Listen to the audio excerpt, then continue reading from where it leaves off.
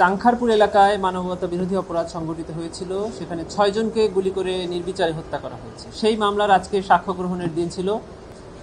শহীদ শাহরিয়ার খান আনাস তার মা আজকে PW9 হিসাবে ট্রাইব্যুনালে সাক্ষ্য প্রদান করেছেন। তিনি সাক্ষ্য প্রদানের সময় তার সন্তানের শহীদ হওয়ার ঘটনা বর্ণনা করেছেন।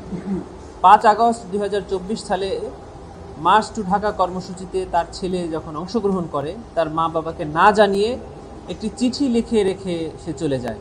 সেই চিঠি তার মা ট্রাইব্যুনালে পড়ে শুনিয়েছেন এবং অঝরে কেঁদেছেন সন্তানের লেখা মাকে উদ্দেশ্য করে সেই চিঠি। এবং সারা পৃথিবী দেখেছে যে একটা সন্তান তার মাকে কিভাবে উদ্দেশ্য করে চিঠি লিখে এই আন্দোলনে ঝাঁপিয়ে পড়েছে এবং প্রাণ দিয়েছে।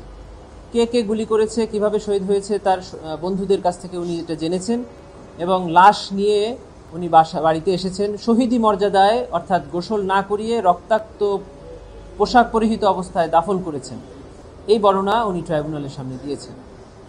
তাকে জেরা করা শুরু করেছেন আসামি পক্ষের আইনজীবী, জেরা চলছে।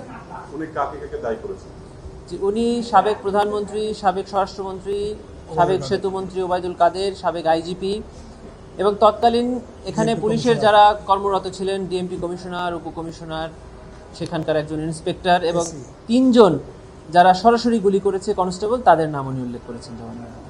ট্রাইব্যুনালের কাছে উনি কি চেয়েছেন?